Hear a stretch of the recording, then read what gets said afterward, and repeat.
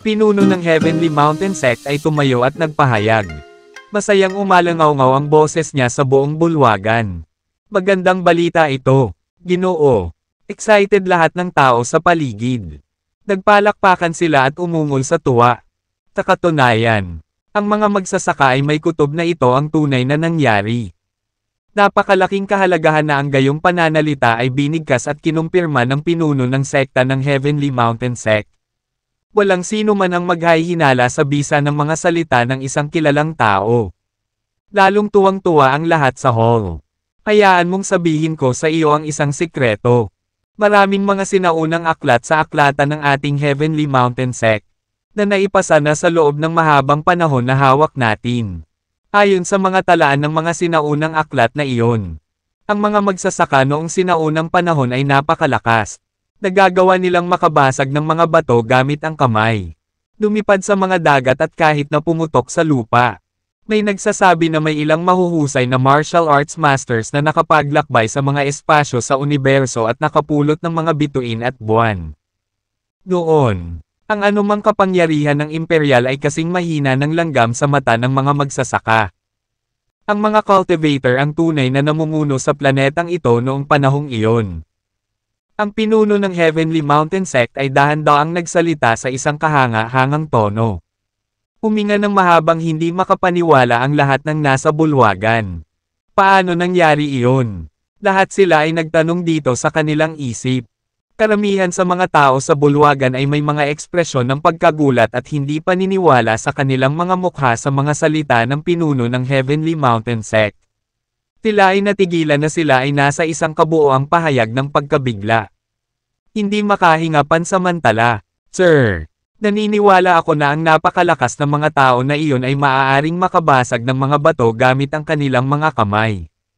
Ngunit hindi ba't masyadong pinalaki na ang mga magsasaka noong sinaunang panahon ay maaaring lumipad sa mga dagat at pumutok sa lupa? At ang kanilang mga kakayahan na maglakbay sa mga kalawakan sa universo. At pick up stars and the moon. Hindi ba ang lahat ng mga bagay na ito ay mga alamat lamang? Gaano man tayo kalakas na lumago, imposibleng makuha natin ang kakayahang iyon. Hindi yan siyentipiko. Sa tingin mo, sir, isang mahinang boses ang umalangaw-ngaw sa bulwagan. Ang isa sa mga magsasaka sa bulwagan ay hindi napigil ang magsalita ng kanilang hindi paniniwala at hinala. Kung tutuusin, wala pa silang nakikitang gumawa ng mga ganitong bagay noon. Iyon ay makatwiran. Pagkatapos ng lahat, ang paglalakbay sa mga espasyo sa universo at pagkuha ng mga bituin at buwan ay ganap na nalampasan ang katulusan ng tao. Iyon ay halos imposibleng maisakatuparan sa katotohanan. Ang lahat ng mga bagay na ito ay nangyari lamang sa mga alamat. Pagkatapos, ang mga pabuulong na talakayan ay nagsimulang dumaan sa matataas na antas ng mga pinuno ng Heavenly Mountain Sect. Sa maliit na county na tinitirhan ni Dustin at ng kanyang mga pamilya. Nakauwi na si Dustin. Nasa bahay ang lahat. Dustin, ang aga mong bumalik. Diba sabi mo mananatili ka sa provincial capital ng ilang araw para ay relax ang sarili mo? Ang aga mo namang bumalik. Nagulat ang kanyang ina sa naunang pagbabalik ni Dustin. I'm tired of the journey. There's not too much fun. So I came back earlier than I intended ta. Tagot ni Dustin na may gawa-gawang palusot. You're just in time. Son, that's fantastic. Bilasan mo na at maghanda. Aalis na tayo. Magkakasama tayong lahat ngayon. Mukhang napakasaya ng kanyang ina. Hinimok niya si Dustin na maghanda at sumama sa kanila. Paulit-ulit niyang hinihimas ang mga kamay dahil sa sobrang excited. Saan tayo pupunta? Pinandilata ni Dustin ang kanyang ina. A blind date. We're going to see the girl introduced by Auntie Afra along with Chad. She's good girl. She promised to see Chad tonight. We'll meet her at the La Ferry restaurant. Hinayla siya ng ina ni Dustin sa isang tabi at tuwang-tuwang bumulong. Sa kanya, Mom, Chad is going to see the girl on their blind date. I don't think it is appropriate na sumama tayo sa kanya. Magiging awkward yan. Namilog ang mga mata ni Dustin sa hindi pagkakasundo. I really think we should tag along to give some advice to Chad. Posibleng magkamali siya sa date. That would be too bad. Alam mo naman kung magkano ang nagastos ko para sa arrangement nitong blind date. Binigyan ko si Auntie Afra ng $2,800 para sa kanyang pagpapakilala sa babae. At nakiusap ako sa kanya ng napakatagal na panahon para sa kaayusan na ito. Hindi natin kayang guluhin ito. Alam mo ba kung ilang beses ko nang binisita si Auntie Afra at tinanong siya tungkol sa bagay na ito? Siya ay isang mahusay na matchmaker at mahusay na konektado. Marami siyang kakilala na babae. Sa tulong niya, sigurado akong malapit nang ikasal si Chad. Malapit na kayong magkaroon ng hipag. Well, after Chad is married, I'll ask Aunt Afra to find a good girl for you too. Tapos pwede ka din magpakasal. Ang petsa ay ang pinakamahalagang bagay sa aming pamilya. Dapat makinig ka sa payo ko at sumama ka sa amin. Tinapunan siya ng ina ni Dustin ng hindi nababagong tingin. Mukhang desidido siya na payagan si Dustin na sumama sa kanila. Okay. Pupunta ako. Okay. Dahil nahihirapan ang kanyang ina tungkol dito. Wala siyang choice kundi sundin ang kahilingan nito. Ang kanilang pamilya ay nagmamay-ari na ngayon ng isang kayamanan na 2.5 bilyon. Kahit na hindi pa nila alam na sila ay mayaman. Naniniwala si Dustin na sa kapalarang iyon. Mapipili ni Chad ang sinumang babaeng mahal niya bilang kanyang asawa. Dahil hiniling siya ng kanyang ina na samahan sila. Nagpasya siyang huwag itong tanggihan. Maingat na inayos ni Chad ang sarili at naghanda ng husto para sa blind date. Pumunta pa siya sa barbers para kunin ang pinaka-fashionable na hairstyle. Pagkatapos, lumabas ang buong pamilya para sa blind date. Inayos ang rendezvous sa Lockery Restaurant. Sa kanilang maliit na county. Ang Lockery Restaurant ay talagang itinuturing na napaka-high-end. Ito ay itinayo sa gitna ng liwasang bayan. Isang sikat na negosyo sa industriya ng pagtutustos ng pagkain ng maliit na county na ito. Ito ay isang gusali na may 5 palapag. Pinalamutian ng marangyang parang palasyo. Mahal ang konsumo sa Lockery Restaurant. Ang isang simpleng vegetarian dish sa Lockery Restaurant ay nagkakahalaga ng hindi bababa sa ilang daang box. Kung saan ang isa ay talagang makakabili ng maraming gulay mula sa merkado. Naghintay ang buong pamilya ni Lynn sa isang pribadong silid. Maliban kay Dustin. Ang 3 pang iba ay medyo kinakabahan. Lalong natarante si Chad. Kailangan niyang huminga ng malalim paminsan-minsan para pakalmayan ang sarili. Nasa 3 palapag ng Lockery Restaurant si Dustin at ang kanyang pamilya. Nagkakahalaga ang kanyang mga magulang ng $500 upang maibok ang silid na ito. Si Chad at ang kanilang mga magulang ay nalungkot nang makita nila ang bayarin. Ang kumain sa isang magarbong restaurant ay talagang sobra para sa sinumang mahirap na pamilya mula sa isang maliit na bayan. Ngunit wala silang pagpipilian. Ito ang restaurant na napili ng babaeng dapat makipagkita kay Chad. Ayos lang. Patuloy na pagtitiwala sa kanya ng ina ni Dustin. May kanya-kanyang trabaho na ang tatay mo at ang kapatid mo. Pwede silang kumita ng hindi bababa sa $5,000 kada buwan. Kayang-kaya nating kumain dito kahit minsan lang. Para sa kanyang bahagi, si Dustin ay nilibang higit sa anumang bagay. Natukso siyang sabihin sa kanyang ina na may sapat na pera sila para mabili ang buong Lockery Restaurant. Lalo pa ang isang pagkain doon. Sila ay maruruming mayaman. Bueno. Gusto niya ang perpektong pagkakataon at tiyempo para ibalita ang balita kaya nanatiling tikom ang kanyang bibig. Naghintay silang 4 at nagkukulitan sa loob ng silid sa mas magandang bahagi ng 2 oras bago bumukas ang pinto. Pumasok si Afra kasama ang isang dalaga. Si Afra ay nasa edad 50. May maliliit na mata, at nakasuot ng hindi nagkakamali na damit at madilim na kolorete. Agad na nagkaroon ng impresyon si Dustin na siya ay isang tusong matandang hag. Napalingon siya sa babaeng nasa likod niya. Pinasadahan niya ito ng tingin. Dahan-dahang tumataas ang kilay habang tinitingnan ang bawat detalye.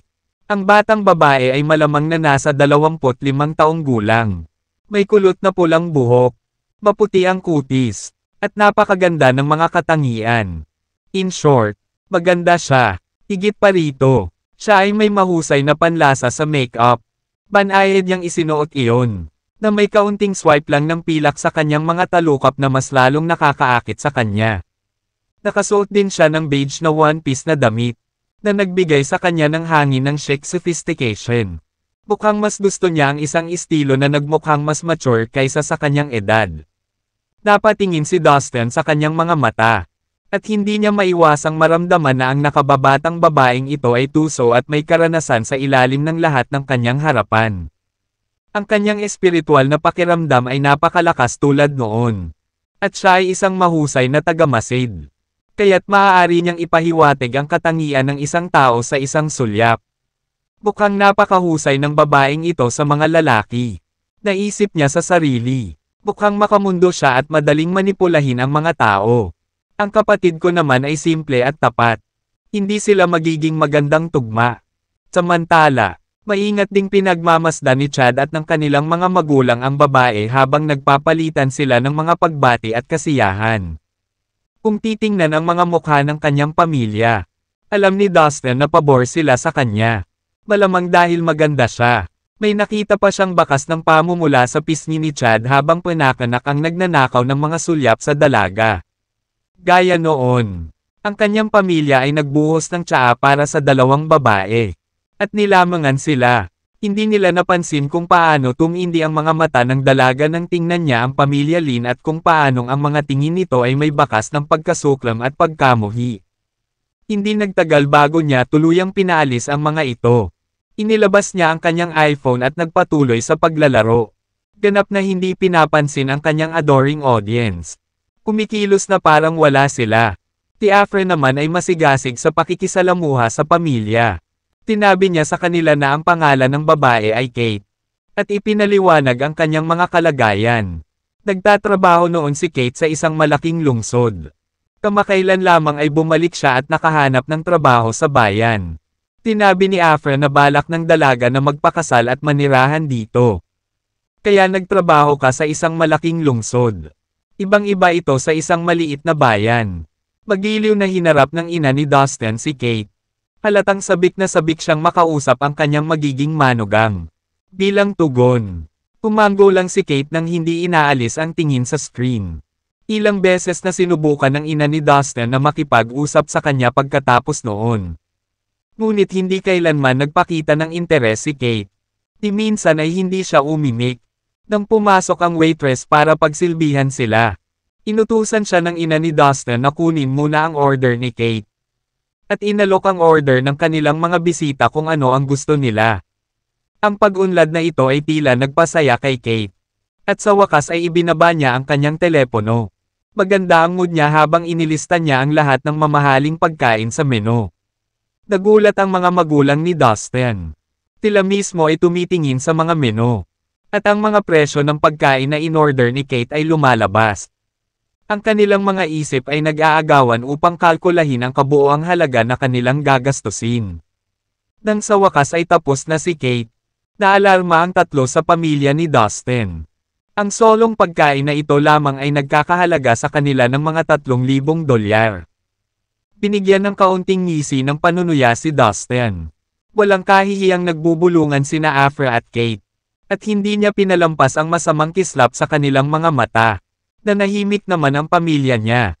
Desidido silang sagutin ang halaga ng hapunan na ito kahit na ang kanilang pagkabalisa ay ramdam. Ang pamilya ko ay napakasimpleng tao. Naisip ni Dustin. Ito ang dahilan kung bakit sila ay may posibilidad na mabuli. Ibinalik ni Kate ang kanyang atensyon sa kanyang telepono. At natigil ang pag-uusap sa mesa. Habang naghihintay sila ng may hain na pagkain. Hinayla ng nanay ni Dustin si Afra sa sulok ng kwarto. Sa tingin mo ba papayag si Kate na lumabas kasama ang anak ko? Ang espiritual na pakiramdam ni Dustin ay palaging nasa alerto. At wala siyang pag-aalinlangan tungkol sa pag-eavesdrop. Oo. Casual na sagot ng matchmaker na si Afra. Kanina lang sinabi sa akin ni Kate na willing siyang makipag-date sa anak mo. Ganun ba? Buti naman. Nakahinga ng maluwag ang ina ni Dustin. Hindi naman mauubos ang perang ginagastos natin dito ngayong gabi. Pero gusto niya ng $8,000 mula sa iyo. Nalaglag ang panga ng ina ni Dustin. Nagpatuloy si Afra. If you agree, then she will continue seeing Chad. Once the wedding is settled, this amount will be considered as part of the betrothal present. Ano? Gusto niya ng $8,000. Ang sabihing nabigla ang kanilang ina ay isang napakalaking pagmamaliit. Ang gabing ito ay nagkakahalaga na sila ng $35,000. At gusto ni Kate na bigyan siya ng $8,000 pa. Kailangan nilang magbayad ng higit sa $10,000 para lang makadate siya kay Chad. Well, ito ay medyo. Ang kanilang ina ay sa wakas ay natigilan. Nanatiling tahimik si Chad at ang kanilang ama. Siyempre, si Afra ang matchmaker ay tumalon para sa pagpatay. Halika, alam mo na kung paano ito. Ang mga babae sa panahon ngayon ay natural na gustong magpakasal sa mga mayayamang lalaki. Kung gusto mong pakasalan ng anak mo si Kate, hindi ka dapat maging napakakuripot. Sa puntong ito, ang matalim at tusong mga mata ni Kate ay nakatingin sa ina ni Dustin. Na hinihintay ang sagot ng nakatatandang babae. Bagaman mukhang mabuting babae si Kate, ito ay ang unang pagkikita pa lamang. Sa isip niya, tinitimbang din ni Chad ang kanyang mga pagpipilian. At walang kasiguraduhan na kami ay magtatapos sa kasal. Hindi ko akalain na ang paggastos ng ganito kalaki para sa kanya ay isang magandang ideya. Galit na ruta ang iniisip ni Dustin. Mukhang hindi narito ang babaeng ito para mahanap ang sarili niyang mapapangasawa ng kapatid ko. Kundi para dayin ang pamilya namin ng pera namin. Wala nang saysay na hilahin pa ito. Walang sabi-sabi. Kinuha niya ang isang tasa ng tsaa at tumayo mula sa kanyang upuan. Uminom sa kamay. Naglakad siya papunta sa kinauupuan ni Kate. Tumigil ka. Tigaw ng dalaga sa alarma. Ano sa tingin mo ang ginagawa mo? Huminto nga si Dustin sa harap niya. At ngumisi. Ano sa tingin mo ang gagawin ko? Tuturuan kita ng leksyon. Pagkatapos ay itinapon niya ang tsaa sa kanyang mukha. At nabasa nito ang kanyang buhok at damit. Tigaw ni Kate, are you out of your mind? You are so screwed. You son of a bitch. Galit na galit din si Afra. Do you have any idea what you've just done? How dare you insult her like this? Gusto mo bang mabuhay mag-isa ang kapatid mo habang buhay? Umikot lang ang mata ni Dustin. May halong mali siya ang malamig na boses habang kinakausap ang dalawang babae. Mga bitch, akala mo ba hindi ko malalaman ang mga larong pinaglalaroan mo dito? Nandito ka lang para gatasan kami ng pera. Umalis ka, kalokohan. Tigaw ni Afra kay Dustin. Bago ba maling sa kanyang ina? Nabaliw na ba ang anak mo? Tinusubukan kong tulungan si Chad na makahanap ng mapapangasawa. At ito ang ginagawa mo. Sobra na ito. Alam mo bang ilang dekada na? Akong matchmaker sa bayang ito. May mga koneksyon ako sa maimpluwensyang mga tao. Isinusumpa ko sa iyo. Ang iyong mga anak na lalaki ay hindi makakahanap ng babaeng mapapangasawa sa bayang ito. Markahan mo ang aking mga salita. Afra, bakit ka pa nag-aatubiling magpaliwanag sa kanila? Puro lang naman sila kawawa. Oo, tama ka. Paano kung pumunta ako dito para manloko ng pera sa iyo? And wow, naglakas loob ka talaga. Buhusan mo ako ng tsaa. Mas mabuting bantayan mo ang iyong likod. Dahil hindi kita hahayaang makatakas. Takot na sabi ni Kate habang mabilis siyang bumangon. Tinubukan pa niyang kalmutin ang mukha ni Dustin gamit ang mahahabang kuko nito. Mababa ang tingin ni Kate kay Dustin at sa kanyang pamilya dahil lang sa mahirap sila. Tapat na dahilan ito para bumawi siya sa mga ito sa pambubuli sa kanya. Kinokontrol ang kanyang isip. Pinakawalan ni Dustin ang isang tipak ng kanyang vital energy. Napahagi si Kate sa hangin at nahulog sa mesa nang matamaan siya. Lumikha ito ng lubos na gulo dahil nabasag ang mga pinggan nang bumagsak sila sa lupa. At tumalsik ang tsaa sa buong lugar. Nako, ang lakas ng loob mong hampasin ako ha. Patay Kane. Galit na sigaw ni Kate habang pilit na bumangon. Nang magkaroon siya ng pagkakataon. Kinuha niya ang kanyang telepono at nag-dial ng serye ng mga numero. Ford. Kailangan ko ng tulong mo. Tinalo lang ako ng ilang jackass. She grumbled, clutching the phone on her ear. Sa isip niya, nanunuya si Dustin na hindi man lang nag-alala na kunin ang phone niya. Seryoso, akala ko mahirap ka lang pala. Kulang pa nga pala ang anak mo. How rude. Tigaw ni Afra sa nanay ni Dustin. Napatulala ang mga magulang ni Dustin at ang kanyang kapatid sa kanilang nasaksihan. Akala nila ay napakalayo na ni Dustin nang makita nilang tinapon niya ang tsaa kay Kate. Ngunit natarante sila nang makita ang kaguluhang ginawa nila.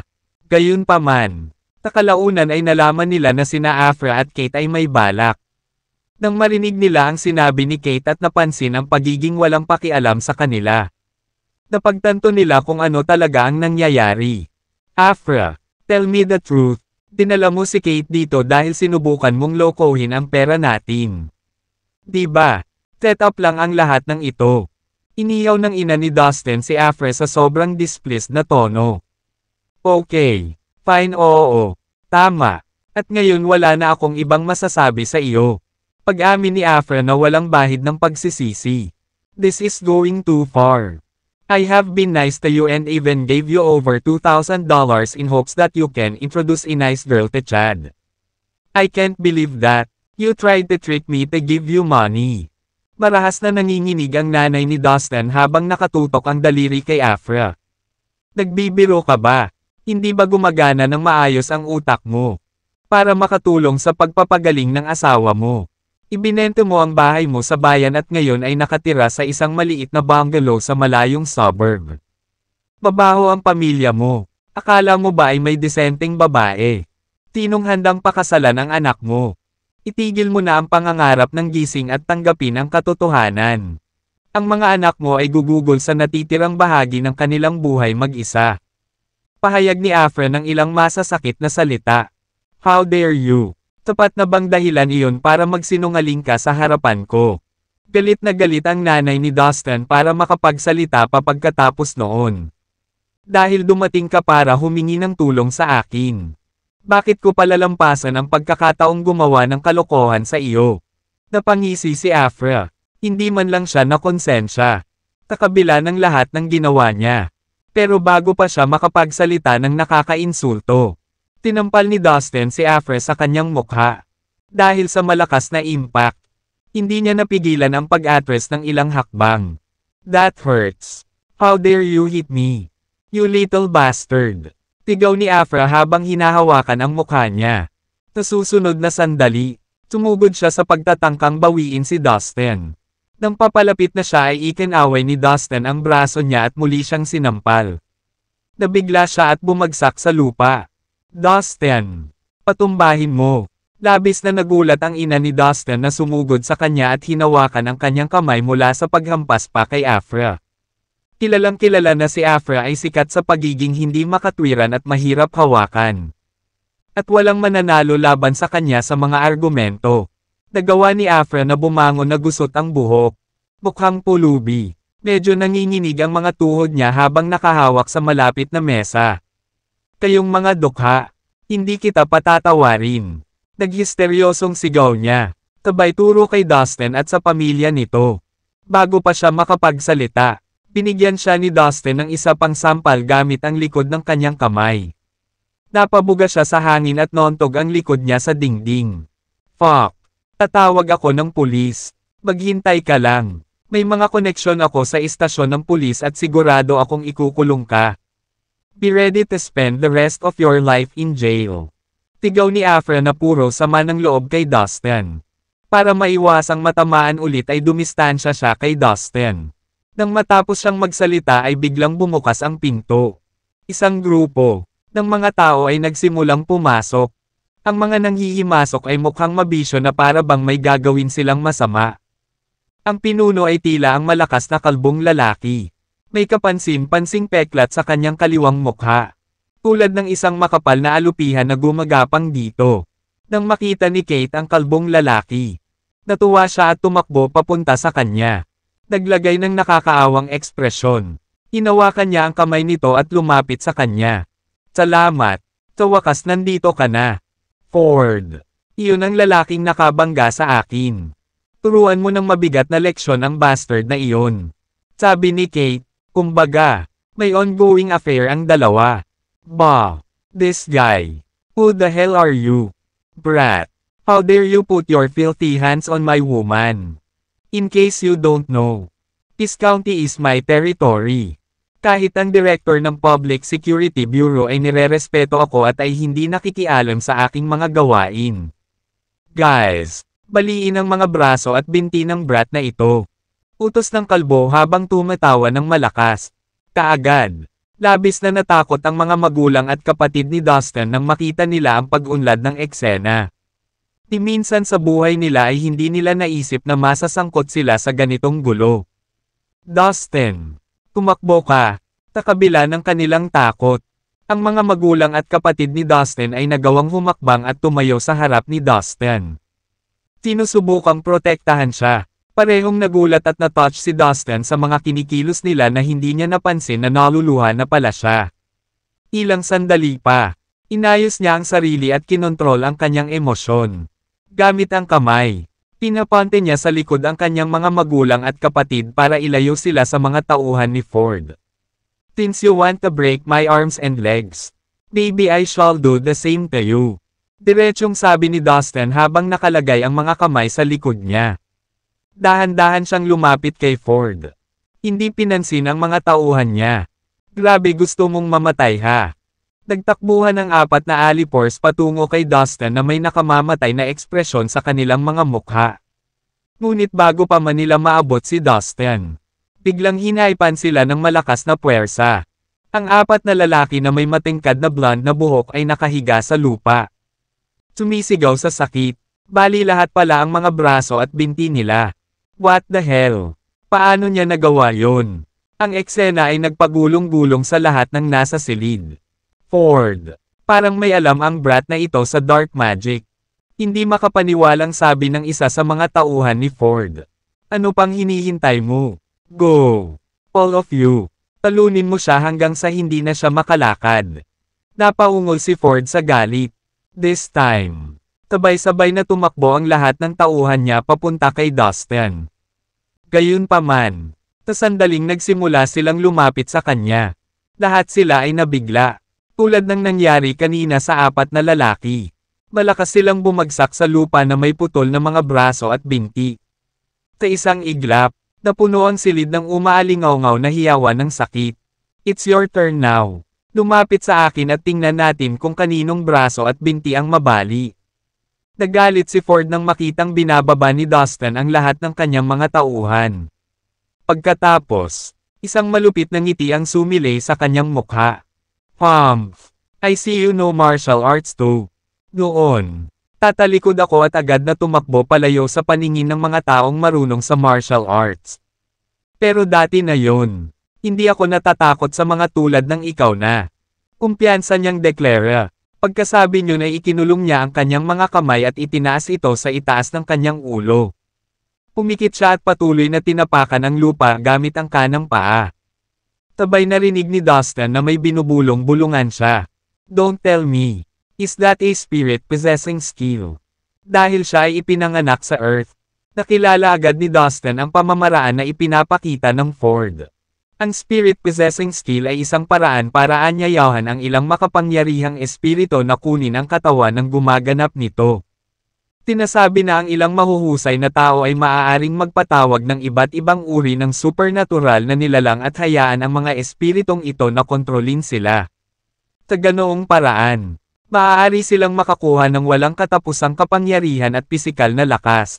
Itinuring ng karamihan sa mga tao ang gawaing ito bilang isang gawaing pamahiin lamang at hindi ito binigyan ng labis na pagkilala. Natuwa naman si Dustin. Hindi rin siya naniniwala na talagang may ganoong kasanayan. Ilang saglit pa, naramdaman ni Dustin na nanginginig ang lupa sa ilalim ng kanyang mga paa. Naningkit ang mga mata ni Dustin at napataas ang sentido niya. Napatitig siya kay Ford nang maramdaman niyang nag-iipon siya ng malakas na enerhiya. Sa bawat pagtapak ni Ford sa kanyang paa, ang sahig ay nanginginig ng husto. Oh my God! Ito ay isang lindol. Nagsisimula ng magpanik ang mga bisita sa Lockery Restaurant. Partikular ang nasa 2 palapag. Go to hell, brat! Tigaw ni Ford. Nang iangat niya ang kanyang ulo ay namula ang kanyang mga mata. Tinitigan niya si Dustin na para bang isang mabangis na hayop ang nanghuhuli nito. Ano ang nangyayari? Paano niya naiisip ang isang misteryoso at napakalakas na evil energy? Bukod dito, ang masamang enerhiya na ito ay tila napaka-conscious. Mukhang totoo ang mga chismis tungkol sa spirit-possessing skill. Maaaring ito ay isang kakaibang uri ng isang lihim na kasanayan sa pagtawag. Pinalik ni Dustin ang tingin kay Ford ng diretso ang mukha. Sa kanyang napakalaking lakas, ang ilang masamang enerhiya ay hindi siya matatakot. Hoy brat, babasahin mo na ba ang pantalon mo? Huwag kang masyadong matigas ngayon. I have asked a great master to possess me. You're going to be dead meat soon. Naglakad si Ford patungo kay Dustin na may masamang ngiti at uhaw sa dugo ng mga mata. Naikuyom niya ang kanyang mga kamao nang marinig ang malalakas na tunog mula sa loob ng kanyang katawan. Ibang-iba ang itsura niya kumpara kanina. Dahil basang-basa siya ng sobrang lakas. Sa pagkakataong iyon, parang lobo ang bugzo ng katawan ni Ford. Hindi nagtagal. Siya ay naging isang malakas at napakalaking higanti. Higit sa 2 metro ang taas, na naglabas ng masama at malisyosong aura. Para siyang demonyong gumagapang lang palabas ng malalim na kadiliman ng impyerno. Biglang tumalon si Ford at inilunsad ang kanyang fist attack patungo kay Dustin sa isang iglap. Napunit ng malakas na puwersa ang hangin at may kakaibang tunog ng pag-ungol mula sa kanyang kamao. Kung ang suntok na iyon ay tumama sa isang ordinaryong tao, tahimik-himik ang resulta. Dustin. Nagulat ang mga magulang at kuya ni Dustin. Ford, bugbugin mo yang bastos na yan hanggang mamatay. Tuwang-tuwa sina Kate at Afra nang makakita ng ganoong eksena. Marahang inunat ni Dustin ang kanyang kamay at hinawakan ang kamao ni Ford na akmang sasampalin sa kanya. Bigla na lang, naramdaman ni Ford na mahigpit ang pagkakapit ng kanyang kamao ng bakal. At hindi siya makagalaw. How dare you, Master? Ipakita mo ang iyong sarili at tulungan mo ako.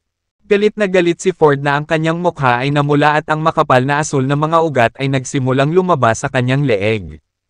Napakalakas ng pisikal na lakas ni Dustin na walang makakatalo sa kanya.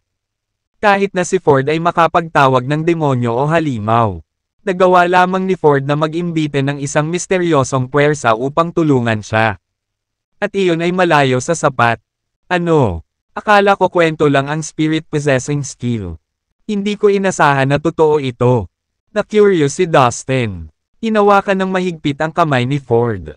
Inilabas niya ang kanyang espiritual na pakiramdam upang makita ang masamang enerhiya sa paligid ng Ford.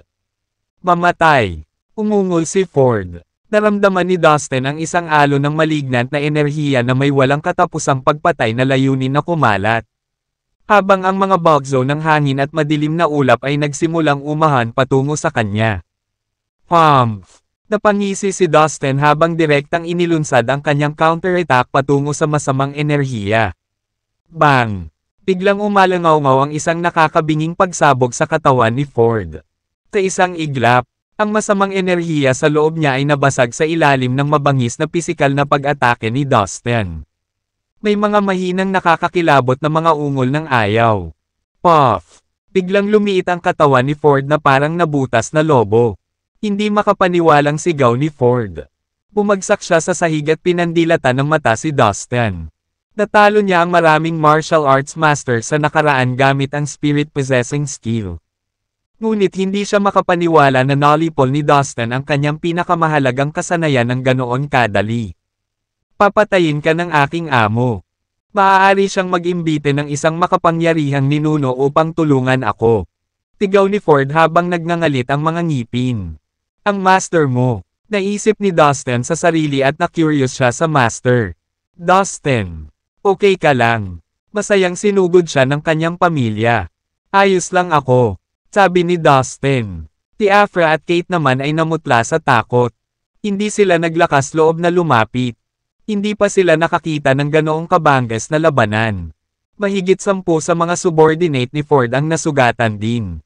Nabali ang lahat ng braso at binti ni Dustin. Gulat na napatingin ang lahat kay Dustin. Ito rin ang unang pagkakataon nilang makakita ng isang taong sumisira sa kakayahang nagtataglay ng espiritu ng Ford. Let's go. Dustin. Udyok sa kanya ng mga magulang at kuya ni Dustin.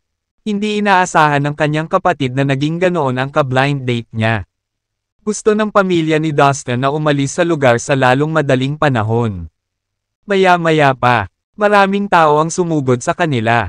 Anong nangyari dito? Sino ang nakabasag nitong mga mesa at upuan? Fuck! Hindi mo ba alam na ito ang Lockery Restaurant? How dare you make trouble here? Galit na sigaw ng isang lalaki. Nakasuot siya ng classic at eleganteng suit at tie. At sinundan siya ng isang dosenang waiter. Malamang, manager ng Lockery Restaurant ang lalaking iyon. Kailangan mong pagbayaran ang lahat ng pinsalang idinulot mo.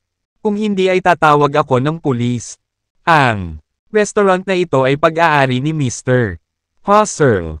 Siya at ang hepe ng pulisya sa ating lungsod ay sinumpa ang magkapatid. Bumisi ang manager habang ini-inspeksyon ang kwarto. Ginawa niya. Biglang sabi ni Afra na nakasiksik sa sulok habang nakaturo kay Dustin. Nasira niya ang lahat sa kwartong ito.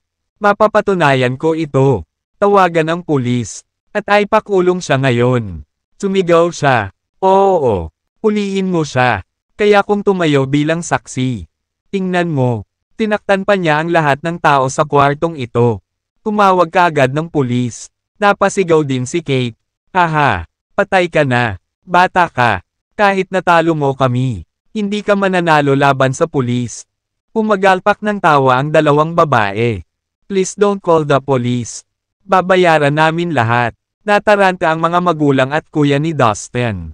Bagamat natutuwa sila na makapangyarihan si Dustin sa martial arts, natatakot pa rin sila na hindi niya kayang manig ang mga pulis. Pagkatapos ng lahat, walang sino man ang higit sa batas. Napakaraming tao ang nasaktan ni Dustin. Kung tumawag sila ng pulis, siya ay kakasuhan. At kahit na ipapadala sa bilangguan. Fine. To compensate, you will have to pay $100,000 in total. You must pay for it now. Inisya ng manager. Ano? 100,000.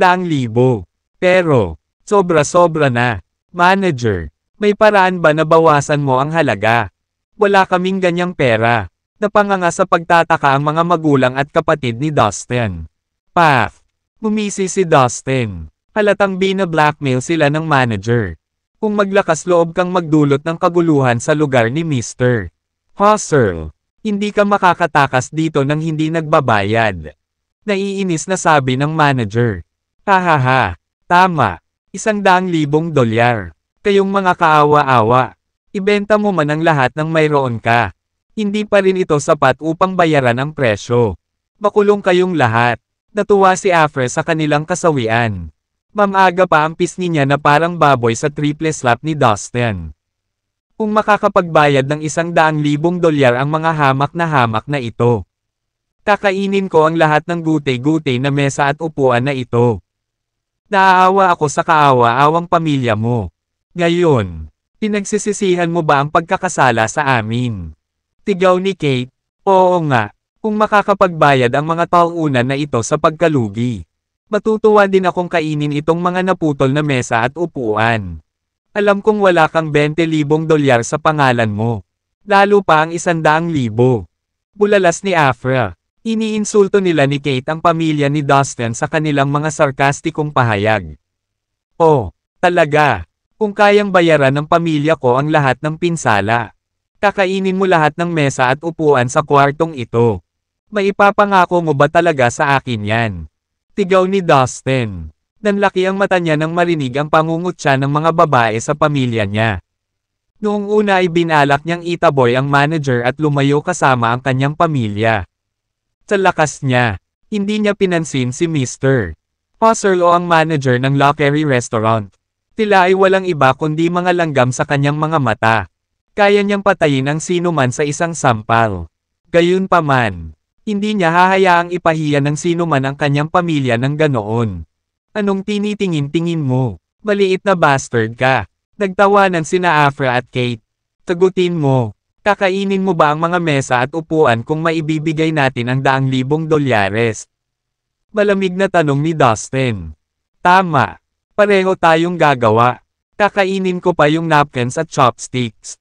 Maaari mong lokohin ang iba tungkol sa iyong kalagayan sa ekonomiya. Ngunit hindi ako. I know you don't have a single dime to your name. Panunuya ni Afre kay Dustin at sa pamilya niya. Yeah. I know you can't afford that kind of money. Mga kawawa naman kayo. Tigaw din ni Kate. Sige. Dalhin mo dito ang POS machine. Sabi ni Dustin sa manager ng Lockery Restaurant. Babayaran mo ba talaga? Sige. You. Get a POS machine here. Sabi ng manager sa isang waiter sa likod niya. Win-win situation para sa kanya. Hindi siya magiging masaya kung mababayaran ni Dustin.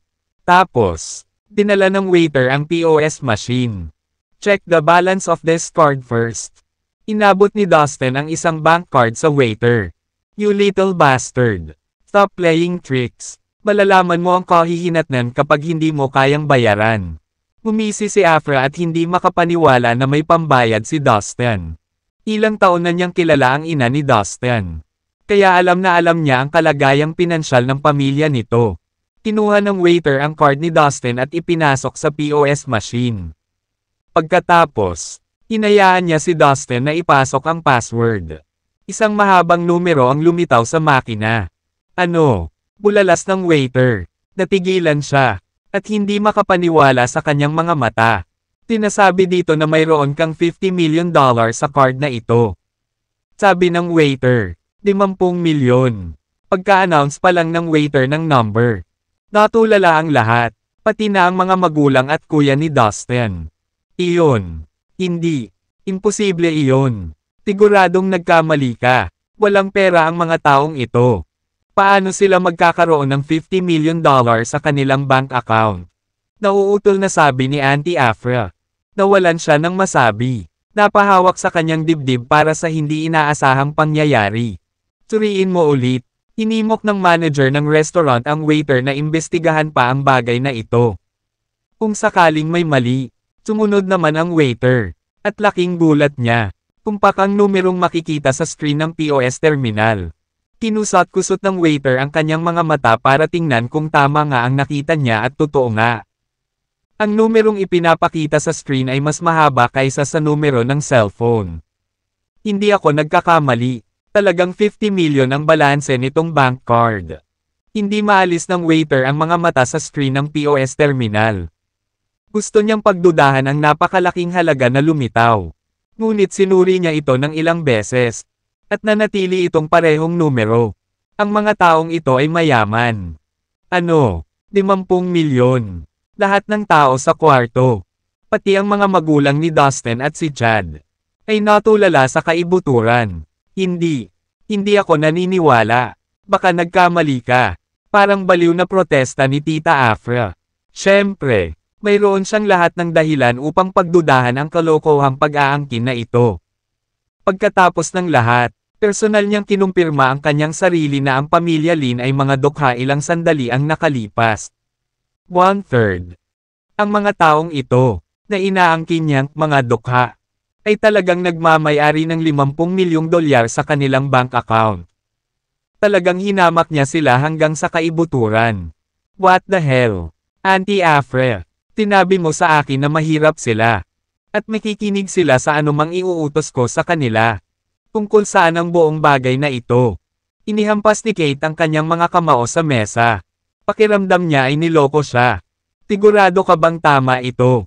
Muling tanong ng manager sa waiter. Nahihirapan din siyang tanggapin ito kaya siya mismo ang tumingin sa screen ng POS para kumpirmahin ang halaga. Nawalan siya ng masabi. Hindi ito kapani-paniwala. Ang manager ay naghanap sa pagitan ng mga salita habang hawak niya ang gilid ng mesa para sa suporta. Ang dami niyang tinitigan na parang naghihintay ng pagbabago. Sa kanyang pagkadismaya, nanatiling 50 milyon ang bilang. Hindi niya alam kung paano kumilos sa paligid nila ngayon.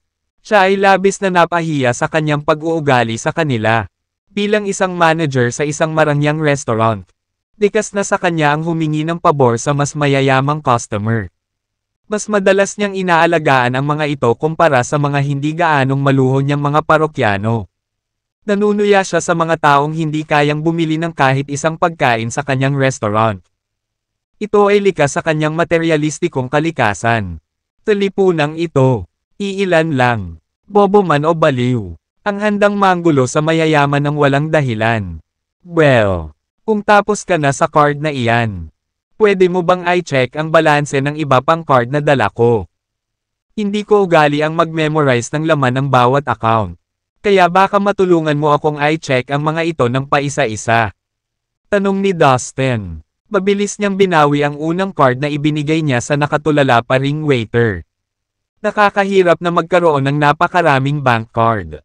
Sa puntong ito, hindi ko man lang ma-distinguish ang mga ito sa isa't isa.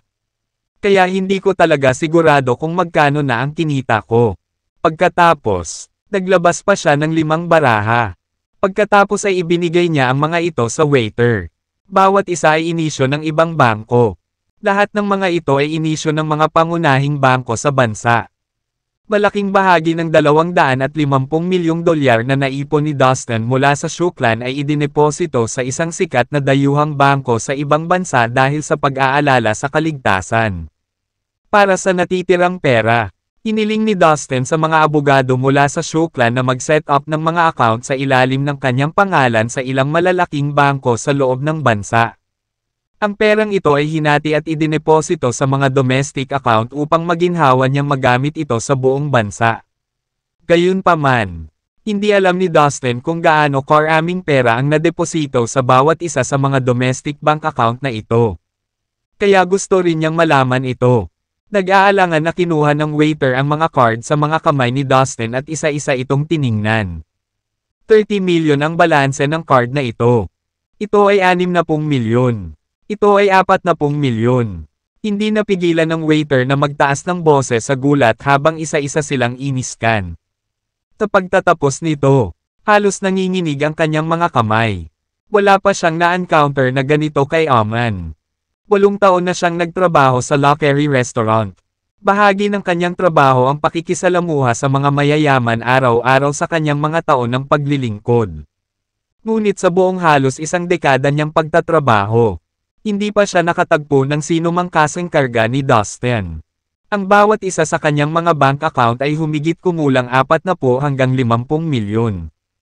At mayroon siyang isang maliit na bilang ng card sa kanyang pagtatapon.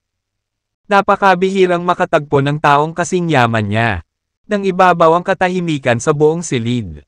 Katuwing babasahin ng waiter ang balanse ng malakas, maririnig ang mga hingal mula sa ibang mga tao sa buong pribadong silid na pinalamutian ng marangyang. Napabuntong hininga ito sa tuwing iaanunsyo ang halaga ng bawat card. Ito ay hindi nakakagulat, parang panaginip ang lahat. Nahirapan silang maniwala na ang kabuoang halaga ng mga bank card ay humigit kumulang $200 milyong. Si Dustin ay isang bilyonaryo. Iyon ay hindi kapani-paniwala. Natagpuan nila na hindi maisip at walang katotohanan na ang lahat ng ito ay totoo. May naramdamang mali para sa kanila. Si Dustin ay isang mahinhin na lalaki na minamaliit nila ilang sandali ang nakalipas. Akala nilang lahat ay wala siyang kasama. Ngunit ngayon, ang mga piraso ng ebidensya ay nagpakita na siya ay talagang isang mayamang tao. Ang biglaang pagbabagong ito sa pananaw sa kanya ay napakahirap panghawakan. Pati ang mga magulang at kuya ni Dustin ay napaawang ang bibig. Marahas na tumibok ang kanilang puso sa hindi kapani-paniwalang katotohanan. Tell me, panaginip ba ito? Ungol ng nanay ni Dustin sa asawa na may pilyong ngiti sa labi. Hindi siya natuwa sa natuklasang ito. Sa halip, nakaramdam siya ng kaunting pangamba tungkol dito. Hindi niya maisip na nangyayari ito sa totoong buhay ang kanyang buhay. Napakasarap sa pakiramdam na ito ay totoo. Dapat may mali. 10 taon nang nawawala ang kanyang nakababatang anak. Ngunit bigla na lang itong bumalik nang wala sa oras. Ang buong bagay na iyon ay isang misteryo mismo. Umiikot sa kanyang isipan ang mga pagdududa sa pagkawala at bigla ang pagbabalik ng kanyang anak. Bilang karagdagan, napakaraming bank card ang dala niya. Bawat isa sa kanila ay may napakalaking halaga. Kahit sino ay makakahanap ng mga kedena ng mga kaganapang ito na nakakatakot. O kaina hinala, hindi bababasa. Isa lang siyang ordinaryong babae na nagpakasal sa isang ordinaryong lalaki. Namumuhay ng ordinaryong buhay. Ang lahat ng alam niya ay kumita ng kanilang ikabubuhay sa pamamagitan ng pagsusumikap at pagiging mabait sa iba. Imposible yan. Scam ito. Walang alinlangan na manloloko ang taong ito. Ayaw iwan ni Auntie Afra ang lahat ng ito. Sa katunayan, lalo siyang nabalisa nang malaman niya ang tungkol sa kayamanan ni Dustin. Nagsimula siyang tumawa ng hysterically. Damn it, you ignorant madwoman. Ginulo mo ang pagkakataon ko sa pag-aasawa. I will not let this go easily. Tigaw ni Kate kay Auntie Afra. Habang ginugulo niya ang pagkakataong ito, nagsimulang maniwala si Kate na mayaman ang pamilya Lin. Tila ay mga bilyonaryo na sapat na mayaman upang manipulahin ang lahat ng bagay sa maliit na county sa pananalapi at lahat ng iba pang larangan. Sa kasamaang palad, nagsimula siya sa maling paa kasama ang kanyang mga gangster. Pinagsisihan niya ito, at nakaramdam siya ng takot sa maaaring gawin ng pamilya Lin. Habang abala sila sa pagpapalitan ng kanilang nagulat na tingin sa bank account ni Dustin. Pinagmamasdan ng mabuti ni Kate ang mga Lin. Habang ginagawa niya iyon, napako ang tingin niya kay Chad. Ang lalaking kadate niya ngayong gabi. Kung mayaman sila gaya ng inaakala niya, bakit hindi na lang gawing totoo ang peking blind date na ito? Sa sandaling sumagi sa kanyang isipan ang pag-iisip na ito. Ang kanyang tingin kay Chad ay biglang naging malambot at mapagmahal. Naisip niya na ito ay isang magandang pagkakataon para sa kanya upang pakasalan siya at makakuha ng isang bahagi ng kanilang kayamanan. Kumpiyansa siya na sapat na ang kanyang kagandahan para manalo siya. Ganyan ba talaga kay Oman ang lalaking iyon?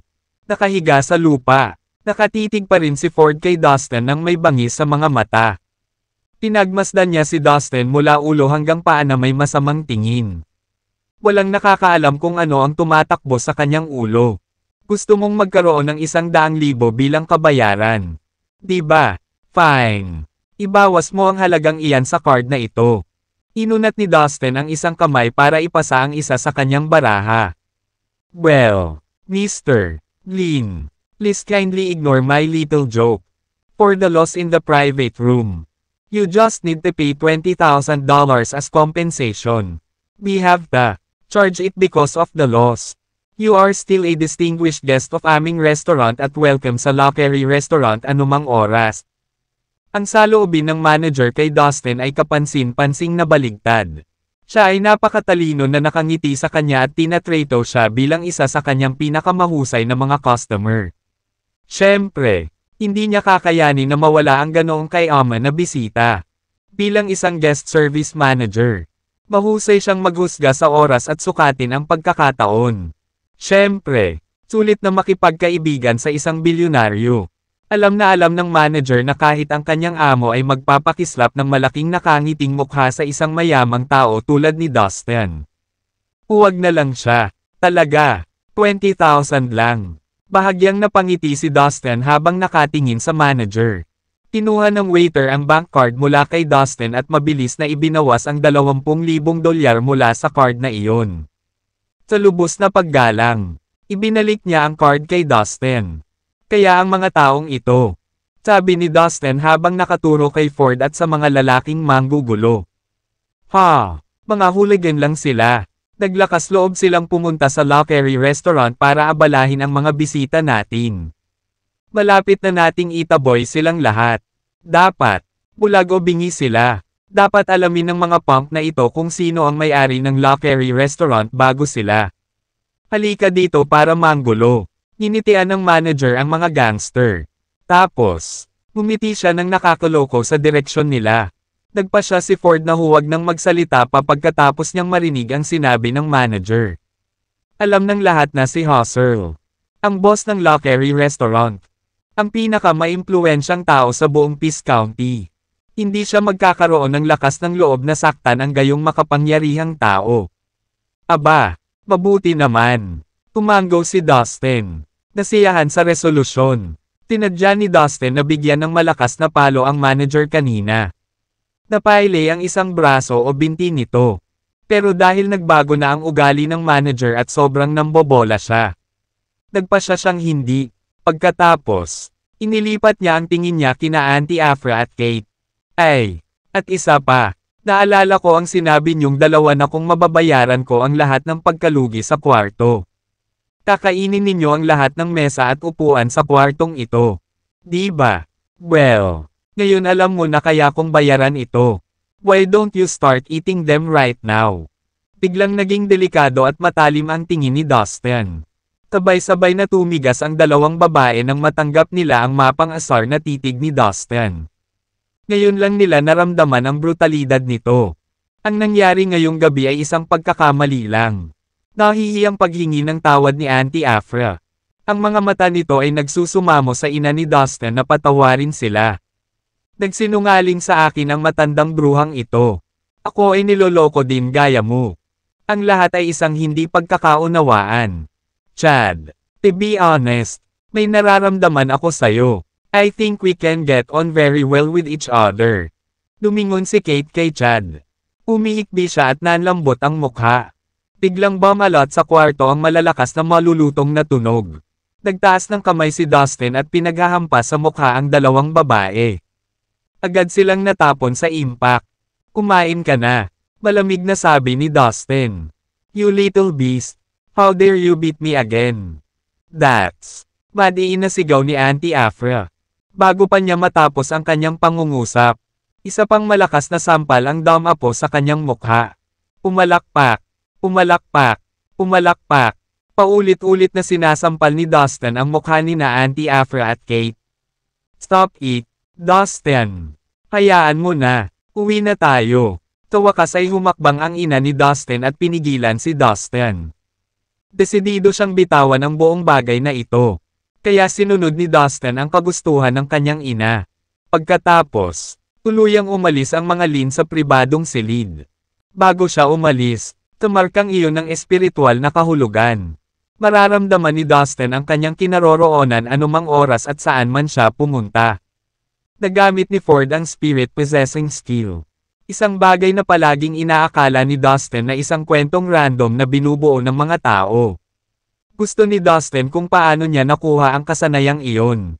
Muling namayani ang katahimikan sa buong silid pagkaalis ng mga lin. Lahat ng nandoon ay nagkatinginan sa kahihiyan at gulat. Umuwi na sila pagkatapos noon. Dustin, what the hell is going on? Sabihin mo sa amin ang totoo. Biglang sinisigawan ng mga magulang niya si Dustin. Dad, Mom, please let me explain. Nakatingin sa mukha ng kanyang mga magulang na puno ng pag-aalala at pag-aalala. Alam ni Dustin na oras na para sabihin sa kanila ang buong katotohanan. Wala nang saysay pang itago ito sa kanila. Dustin, actually matagal na kitang gustong tanungin. 10 years ago, after mong ma-accident sa Smile City, nakarating ako sa punerarya ng Smile City at nakita ko ang bangkay mo. Nakatago ang bangkay mo sa punerarya ng Smile City mula noon. At ngayon ka lang bumalik. Ito ay hindi nakakagulat. Nalilito ako sa mga salita at hindi ko man lang kayang ilarawan ang labis na pakiramdam na mayroon kami ngayon. Tuwang-tuwa kami. Ginagan at takot sa parehong oras. Humingi talaga ako ng 3 araw na bakasyon at pumunta sa Smile City. Then I saw your dead body sa mortuary ng funeral home doon. Pagbalik ko, hindi ako naglakas loob na tanungin ka ng dahilan dahil natatakot akong hindi totoo ang lahat ng ito. Natatakot ako na baka panaginip lang ito. Now, Dustin, you should explain what happened to us. Dahan-dahang sabi ng kapatid ni Dustin. Si Chad, na nakatayo sa tabi nila. Pagkatapos huminga ng malalim. Ano, nakahimlay pa ang bangkay ni Dustin sa isang punerarya sa Smile City. Laking gulat ng mga magulang ni Dustin sa sinabi ni Chad. Pero Dustin, nakatayo ka ngayon sa harapan namin. Natarante silang bumaling kay Dustin. Dustin, hindi ka naman multo diba? O baka naman ikaw, bumalik ka para samahan kami kasi miss na mismo na kami diba? Namula rin ang mga mata ng kanyang ina. Talaga, pagkatapos ng aksidente sa sasakyan. Ang katawan ko ay nakatago sa punerarya ng Smile City ng ganoon katagal. Paano ba naman? Bakit hindi mo ay cremate ang katawan ko? Sabihin mo, Chad. Naramdaman ni Dustin na may mali. Actually, I did request that, Pero napakabilis ng lahat. Noon, nagbigay ako ng mga tagubili na i-cremate ang iyong katawan upang maibalik ko ang iyong abo sa ating bayan at magdalamhati ang ating pamilya. Gayunpaman, may ilang kakaiba at mahiwagang tao ang lumapit sa akin, na nagsasabi na ang iyong kaso ng aksidente sa sasakyan ay may maraming kadudad ang punto. Upang makapagsagawa ng masusing pagsisiyasat, hindi makremate ang iyong katawan sa panahong iyon. Binigyan nila ako ng pera para tumahimik ako. Partikular nilang itinuro na hindi ko masasabi kahit kanino ang tungkol dito. Sa loob ng nakalipas na 10 taon, ilang beses akong pumunta sa Smile City. Nais kong tuparin ang aking tungkulin at ipakremate ang iyong katawan. Upang sa wakas ay makapagpahinga ka ng mapayapa. Gayun din, ang aming pamilya ay nangangailangan ng isang pakiramdam ng pagsasara. Kaya ito ang tamang gawin. Ngunit ako ay nabigo sa bawat oras. Dahan-dahang sabi ni Chad habang sinusubukang i-recall ang bawat detalye hanggat kaya niya. Tama, okay. Tumango si Dustin. Ang kanyang intuition ay nagsasabi sa kanya na may mali. Noon, pagkatapos malasing, nawalan siya ng kontrol at katwiran. At nang hindi nag-iisip, tumugod siya sa gitna ng kalsada. Ayun nasagasaan siya ng mabilis na papalapit na sasakyan. Kahit na ito ay trahedya, ito ay walang kakaiba. Hindi mabilang na mga tao sa buong mundo ang namamatay araw-araw dahil sa mga aksidente sa sasakyan na dulot ng pagkalasing sa alak. Gayunpaman, hindi pangkaraniwan na ang bangkay ay hindi inilabas sa pamilya at kinulong sa loob ng 10 taon. Na nagyelo sa isang punerarya ng hindi na-cremate. Iyon ay isang bagay na hindi nangyari sa iba. Well, kailangan kong tingnan ito at gawin ang sarili kong pagsisiyasat. Naisip ni Dustin. Pagkatapos ay sinimulang ipaliwanag ni Dustin sa kanyang mga magulang at sa kanyang nakatatandang kapatid ang kanyang pinagdaanan nitong mga nakaraang taon. Kung ano ang kanyang nakita at nagawa. Pati na rin ang mga tao at iba pang nilalang na kanyang nakilala. Sa simula pa lang, kahit anong pilit ni Dustin na magpaliwanag, napakahirap paniwalaan ng kanyang mga magulang at ng kanyang kuya. Hindi pa rin nila nalampasan ang katotohanan na siya ay buhay pa habang ang kanyang bangkay ay malamig na nakahandusay sa ibang lugar. Paano makakatagpo ang isang tao ng isang aksidente sa sasakyan? Mamatay mula rito habang ang kaluluwa ay naglalakbay sa malalayong mundo at sukat. Siya ay naging nangungunang master ng universo sa pamamagitan ng pagsasanay ng martial arts. Natigilan ang mga magulang at kuya ni Dustin. Nagkatinginan silang lahat. Tapos bumalik kay Dustin. Tinubukan nilang paniwalaan ang kanyang mga kwento. Ang karanasan ni Dustin sa paglipas ng mga taon ay parang fantasy fiction lang na mababasa nila sa mga libro. Gayunpaman, hindi ito tumugma sa anumang bagay sa katotohanan. Walang maniniwala. Maya-maya, naiinip na si Dustin. Ginamit niya ang kanyang omnipotent bodily skill para buhatin ang kanyang mga magulang at ang kanyang nakatatandang kapatid at pumailan lang sa langit kasama sila. Lumipad siya pabalik-balik at umikot sa paligid ng bayan bago sila dinala sa isang liblib na lugar. Kakabutihang palad, walang tumangalaw upang makita silang lumilipad sa kalangitan sa gabi. Kung hindi, magdudulot ito ng malaking sensasyon at maging Easter eggs mo. Wala pang 1 minuto. Nakarating si Dustin, kasama ang kanyang mga magulang at ang kanyang nakatatandang kapatid.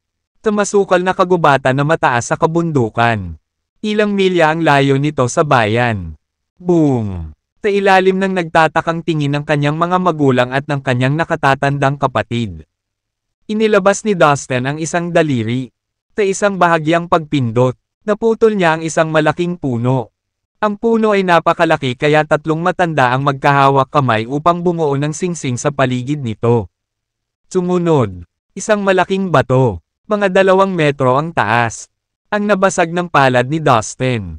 Pagkatapos, pinalipad ni Dustin ang kanyang mga magulang at ang kanyang nakatatandang kapatid na lalaki pauwi nang wala pang 1 minuto. Ngayon naniniwala ka na sa akin. Hindi ba?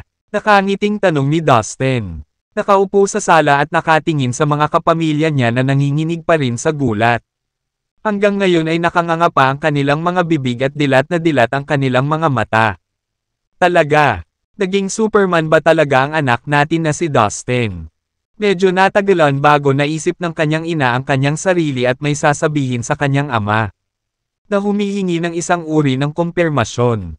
I don't know. But you were with me the whole time and we both saw the whole thing. Walang malay na tumango ang ama. Samantalang ang kanyang kuya na si Chad. Lumapit ito kay Dustin. Tinuntok ito sa braso. Taka sinundot ng ilang beses sa likod. Pinag-aralan niyang mabuti ang katawan ni Dustin. Kahit ilang beses niyang kinurot ang pisngi para makasigurado. Sa huling bahagi ng araw, ang kanyang mga magulang at ang kanyang nakatatandang kapatid ay tila nagkasundo sa nangyari kay Dustin at nagsimulang tanggapin ang kanyang sinabi sa kanila. Kung tutuusin, ang pagsilip sa kanyang pinakamataas na kapangyarihan at ang mga hindi pangkaraniwang bagay na ipinakita niya sa kanila ay mahirap patunayan. Kung sa bagay, napukaw lang ang kanilang curiosity. Katulad ng isang grupo ng mga paslit na may mga tanong na walang kabusugan. Pinalibutan ng tatlo si Dustin at binomba siya ng mga tanong. Gusto nilang malaman ang bawat detalye ng kanyang pakikipagsapalaran sa lahat ng paraan pabalik noong si Dustin ay isang ungol na disipulo ng Sunsect. Puno ng takot, pinanibik at pagtataka ang mga boses at mukha nila habang ikinwento sa kanila ni Dustin ang napakaraming iba pang mga kwento. Tungkol sa mga nangyari sa kanya.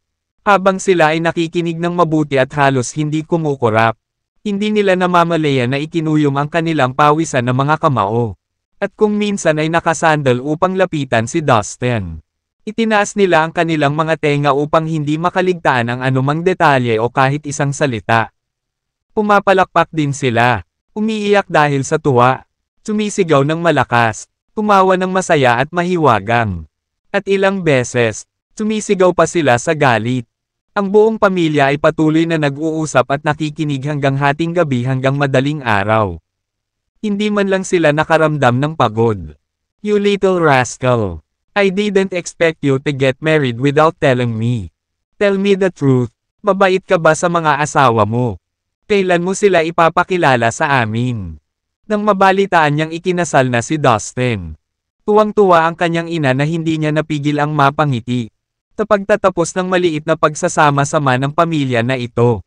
Ang anumang pagdududa na mayroon ang mga magulang at nakatatandang kapatid ni Dustin ay nalutas sa wakas. Alam na ng tatlo na kasing lakas ng Diyos si Dustin. Ang kanyang lakas ay higit sa kahanga-hanga at ang kanyang mga kasanayan ay ang inggit ng buong universo. Sa nakalipas na 10 taon, ang buong pamilya ay nabuhay sa depresyon at kahirapan.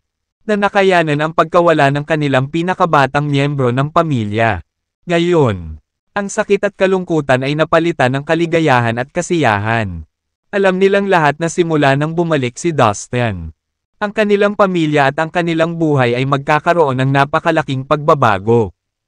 Haha, napuno ng masayang tawanan ang sala. Uminom si Dustin ng 3 divine pill mula sa kanyang space ring. Nagbigay ng isa sa bawat isa sa kanyang mga magulang at sa kanyang nakatatandang kapatid na lalaki. Ginamit niya ang kanyang vital energy para tulungan silang matuno ang mga table task. Ang enerhiya na nakapaloob sa 3 banal na tableta ay lubhang nakakatakot na kung ang mga ordinaryong tao ay direktang uminom ng mga ito. Sila ay sisubog sa isang iglap. Matapos masipsip ng tatlo ang 3 divine pill. Ang pisikal na kalidad ng kanyang mga magulang at ng kanyang kapatid ay tumaas ng husto. Ang enerhiya sa kanilang mga katawan ay umaakyat at nagdudulot ng malakas na kalabog paminsan-minsan. Na para bang may malaking ilog na umaagos sa loob ng kanilang mga katawan. Ngayon, mayroon silang lakas na 10,000 libra kung naglabas sila ng suntok. Pagkatapos, ayon sa pisikal na katangian ng kanyang mga magulang, tinuruan sila ni Dustin ng 3 napakatalino na kasanayan sa pagpino ng enerhiya. Sumang-ayon man sila na iwan ang lupa kasama niya o hindi. Tutulungan niya sila sa paghakbang sa daan ng paglilinang. Sa pamamagitan lamang ng paglinang at pagbabago ng kanilang buhay. Maaari nilang pahabain ang kanilang sariling buhay ng walang hanggan. Ayaw ni Dustin na makitang tumanda o mamatay man lang ang kanyang pamilya pagkatapos ng 1 o 200 taon. Matapos niyang ituro sa kanila ang mahahalagang kasanayan sa pagdadalisay ng enerhiya. Ipinadala ni Dustin ang mga alon ng makapangyarihang mahahalagang enerhiya na asensya ng espiritual na puno sa kanilang soul seas. Biglang-bigla, ang espiritual na enerhiya ng kaluluwa ng kanyang mga magulang at ng kanyang nakatatandang kapatid ay tumaas ng husto. Hindi lamang iyon. Lumitaw ang ilang espiritual na kahulugan sa kanilang mga individual na dagat ng kaluluwa. Dad, Chad, mainam na pareho kayong mag-resign sa inyong mga trabaho. Magmula ngayon ay mag-focus na kayong tatlo sa inyong pagtatanim sa bahay. Susunod, plano kong umalis ng bahay at maglibot sa mundo para hanapin ang mga sikretong nakatago dito. Planeta, sabi ni Dustin. Naglabas si Dustin ng ilang space ring at ibinigay sa kanyang pamilya. Ang tatlong space rings ay puno na ng cultivation resources. Ang pamilya ni Dustin ay hindi kailangang magsimula sa isang walang laman na talaan. Sa planetang ito, ang Earth, ang espiritual na enerhiya ay halos maubos. Gayunpaman, nagbalik si Dustin ng malaking halaga ng mga mapagkukunan ng paglilinang, na sapat upang suportahan ang pamilya sa isang tiyak na antas ng paglilinang. Sa mga sumunod na araw, sa ilalim ng patnubay ni Dustin, nagsimulang magsaka ang kanyang mga magulang at kapatid. Nagulat si Dustin nang malaman na ang kanyang ina ay nagawang umunlad ng mas malayo at mas mabilis kaysa sa kanyang ama at kanyang kapatid. Pero hindi naman masyadong nag-alala si Dustin. Siya ay may maraming mga mapagkukunan. Kabilang ang lahat ng uri ng mahalagang likas na kayamanan na maaaring makatulong sa paglilinang ng isang tao. Alam din niya ang maraming lihim na pamamaraan na maaaring mapahusay ang kakayahan at potensyal ng isang tao. Natural, nakaramdam siya ng kumpiyansa na makakatulong siya na mapalakas ang pagtatanim ng kanyang ama at kapatid na kailangan. Nakabuo na si Dustin ng isang pasya na tiyaking maabot ng kanyang pamilya ang isang tiyak na kaharian na magbibigay daan sa kanila na mabuhay ng hindi bababa sa ilang libong taon. Sa ganoong paraan hindi na niya kailangang mag-alala tungkol sa haba ng buhay ng lahat. Alam niya na hindi siya maaaring manatili ng walang katapusan sa Earth. Sa huli ay kailangan na niyang umalis. Ngunit ang pinakamaliit na magagawa niya bago ang kanyang pag-alis ay upang matiyak ang kapakanan ng kanyang pamilya. At simulan ang kanilang paglilinang upang matiyak niyang nasa tamang direksyon sila. Si Chad at ang kanilang ama ay umalis na sa kanilang mga trabaho. Sa mga araw na ito, ginugol nila ang kanilang oras sa paglilinang sa bahay. Pinananatili sila ni Dustin sa ilalim ng patuloy na pangangasiwa. Itatama niya sila kapag nagkamali sila. At pinapayuhan sila sa mga wastong pamamaraan. Ang kanyang cultivation base ay humina pagkatapos niyang makarating sa Yellow Cosmos. Ngunit si Dustin ay orihinal na nasa Golden Immortal Realm. Wala siyang problema sa pagtuturo sa kanyang pamilya kung paano magtanim.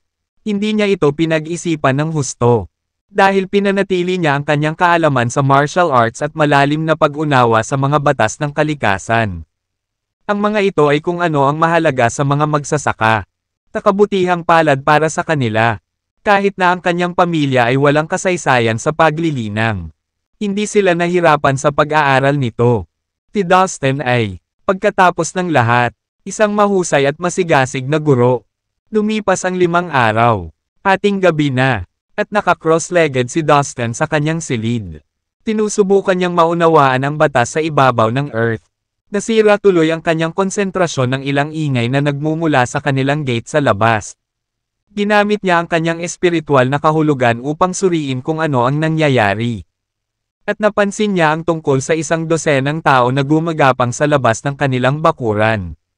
Kabilang sa mga palihim na nanghihimasok na ito, nakilala ni Dustin si Ford, na nagpakita ng kakayahang nagtataglay ng espiritu sa Lockery Restaurant. Ano ang isang walang awa na sakam na tao? Malamang nandito siya para pagnakawan tayo. Malupit at umaasam ang ngiti ni Dustin. Sa kanilang enkwentro kanina, ginamit na niya ang kanyang spiritual sense para sukatin ang pagkatao ng lalaking ito. Ang layunin ng mga hindi inanyayahang panauhin ay hindi misteryo sa lahat. Samantala, sa labas, nagkumpulan si Ford at ang kanyang mga tauhan patungo sa gate. Ford, sigurado ka bang dito nakatira ang mayaman? Bulong ng isang matipunong lalaki na nakasuot ng maong vest. Bakit may mayayamang nakatira sa ganito kaluma at kalat na bahay? Oh yes, I'm sure. Pabalik na bulong ni Ford. Bakas ng malalim na paggalang ang tono nito. Ginawa ko ang aking takdang aralin at nagtipon ng intel sa batang iyon. Siya at ang kanyang pamilya ay umuupa sa lugar na ito. Huwag pelan lang. Bagaman, ang brat na iyon ay isang martial artist. Hindi siya katulad ng mga ordinaryong tao. Kahit na mayaman ang mga martial arts masters, bihira silang mamuhay ng marangya. Tama ka dyan. Sige, makinig kayo at tumutok. Nagliwanag ang mata ng matipunong lalaki sa masamang pananabik. Kailangan nating gawin ang spirit-possessing skill at atakihin ang bastard na iyon ng sabay-sabay. Sigurado akong kakayanin natin siya kahit na siya ay isang mahusay na manlalaban. Kung tutuusin, mas marami tayo sa kanya. At mayroon tayong makapangyarihang kakayahan sa ating pagtatapon. Kapag nakuha na namin ang lahat ng kanyang pera, pinapatay namin siya at ang kanyang pamilya at inaalis ang kanilang mga katawan. Hahatiin natin ang $200 milyong ng pantay-pantay. Hinimas-himas ng lalaki ang kanyang mga kamay bilang pag-asam nang matapos niyang i-dissect ang kanilang plano ng malakas. Bumulong-bulong ang iba sa mga lalaki sa kanilang pagsang-ayon sa plano. Ang kilig sa gawaing nasa kamay ay nauna na. Kumakalat sa kanila. Lalo na ang pag-asam ng lahat ng pera na makukuha nila para sa kanilang sarili. Nagpatuloy sila sa pag-akyat sa pader at tahimik na pumasok sa bungalow. Tinusubaybayan ni Dustin ang kanilang pag-uusap sa kanyang espiritual na kahulugan. Natukoy niya ang kanilang eksaktong kahulugan. Mga lokasyon at nakikita ang bawat kilos nila. Tinuya niya ang kanilang kapangahasan. Nag-teleport siya at agad na sumulpat sa bakuran. Nakatayo sa likod ng mga hunking figure habang sila ay gumagapang pasulong. How dare you break into my place? Sabi ni Dustin sa nakakamatay na kalmadong boses. Gusto mo talagang mamatay, dahil sa kawalan ng bantay. Si Ford at ang kanyang mga tauhan ay tumalikod. Sinong nandyan? Siya yun. Itinuro ni Ford si Dustin na halos hindi nakakubli. Ang sabihing nabigla sila ay isang maliit na pahayag. Oh! Nakikita ko, pumakbang pasulong ang lalaking nakadenim. Tinitigan niya ng masama si Dustin. Ikiling ang ulo sa gilid habang tinutuya niya ang mas maliit na lalaki. So ito siya. He looks weak and harmless. Hard to believe he's a martial arts master. Well, whatever. Let's start. Pinagsalikop ng mga nanghihimasok ang kanilang mga kamay at itinaas ang mga ito sa itaas ng kanilang mga ulo. Nagsimula silang bumulong-bulong ng mga awit habang itinatapak nila ang kanilang mga kanang paa sa lupa. Lumikha ito ng malakas na ritmo na nag-vibrate sa lupa at bumasag sa katahimikan ng gabi.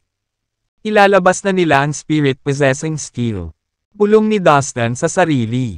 Gayunpaman, sa halip na magdepensa, nanatili siyang tahimik at sa halip ay pinakawalan ang kanyang espiritual na pakiramdam. Tinadya niyang malaman kung tungkol saan ang kasanayang ito na kinagigiliwan nilang lahat. Dustin. Nakalabas na ang kanyang mga magulang at kapatid nang marinig ang kaguluhan. Halatang gulat na gulat sila sa eksenang bumungad sa kanila. Anong nangyayari? Ayos lang. Tiniyak ni Dustin sa kanila gamit ang kanyang espiritual na kahulugan. Manahimik ka lang at manood. Pumango ang kanyang pamilya bilang pagsang-ayon. Nagtiwala sila na kaya niyang talunin ang lahat ng taong ito. Ito ay magiging isang piraso ng cake sa kanya. Ano yan? Pinaikit ni Dustin ang kanyang mga mata nang maramdaman niyang nanginginig ang kawalan sa kanyang harapan. Isang masamang enerhiya ang nagsimulang bumaba mula sa langit at dumaloy sa kanilang bakuran. Malabo niyang napagtanto na may lumabas na figure mula sa makapal na Amerikana ng masamang enerhiya. Mayroon itong 8 braso at 9 na paa. Lumipad sa kalawakan ang nakakatakot na nilalang at pumasok sa katawan ng matipunong lalaki. Tumigil ang lalaki sa kanyang mga ungol na kanta. Bigla niyang itinaas ang kanyang nakayukong ulo at pinandilatan ng mata si Dustin na uhaw sa dugo. Para siyang halimaw na handang sumunggab sa biktima nito. Maya-maya pa, 10 guhit ng enerhiya ang bumaril mula sa langit at pumasok sa katawan ng iba pang nanghihimasok. Habang sila ay napossessed, ang kanilang mga katawan ay naging mas balto. Halos maging mga higanti. Naglabas sila ng napakalaking masamang aura na tumagos sa hangin sa buong bakuran. I see. Dustin mused, taking stock of what he just witnessed. Itong tinatawag na spirit-possessing skill ay talagang isang summoning skill. At ang ipinatawag nila ay ang masamang enerhiya na kanilang ginagamit at sinasamantala. Marami na siyang nakitang mga summoning skill sa nakaraan. Kaya hindi talaga siya naabala nito. Hindi niya lang inasahan na magkakaroon din ng ganoong kasanayan sa Earth. Ngunit ang kasanayang ito ay nangangailangan na ang mga entity na ipatawag ay tiyak. Kung sila ay tunay na umiiral na mga nilalang o mga banal na Diyos na matagal nang nawala. Ngayon anong mga banal na Diyos ang ipinatawag ng mga bastard na ito? Ang Earth ay isa sa mga lugar ng kapanganakan ng mga banal na Diyos. Pagkatapos ng lahat, posible bang ipinatawag nila ang mga banal na Diyos na dating naninirahan dito? Alin kaya sila? Pinag-isipan ito ni Dustin.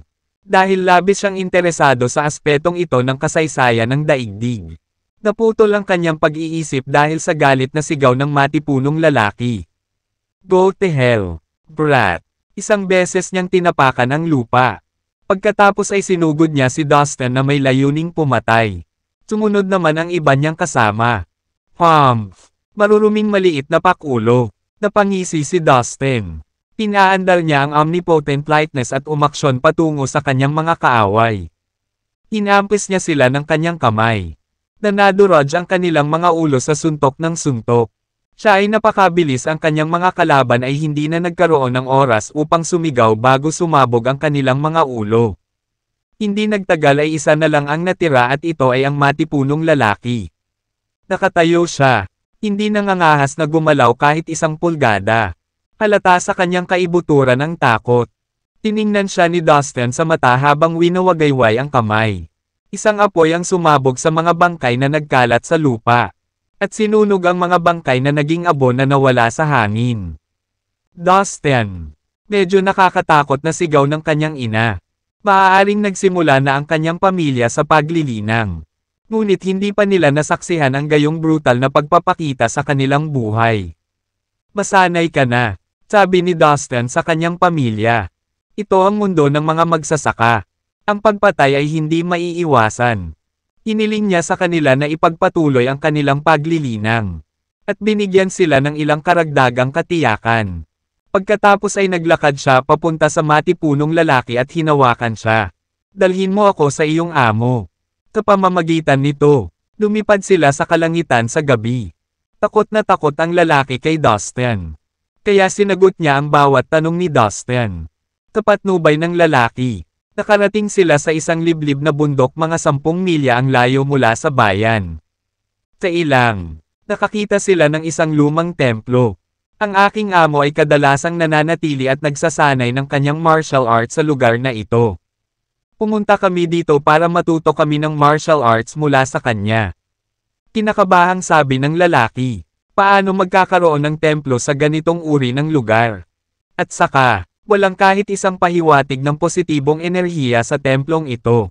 Ang tanging nararamdaman ko lang ay ang malakas na aura ng kasamaan. Naisip ni Dustin sa sarili. Sa kabila ng kanyang distansya mula sa templo. Ang espiritual na pakiramdam ni Dustin ay may kakayahang makita ang anumang bagay sa loob nito. Bumagsak. Inampis ni Dustin ng kamay ang ulo ng lalaki at pinakawalan ang nakakapasong evil fire. Sa mga rolyo ng apoy. Mabilis na nasunog ang katawan ng lalaki at naging abo. Ilang sandali ang nakalipas. Narinig ni Dustin ang isang pag-uusap mula sa grupo ng mga tao na kinabibilangan ng lalaking kakapatay lang niya. Hindi lamang nila pinaplanong agawin ang kanyang pera kundi nagpasya rin silang patayin ang kanyang buong pamilya.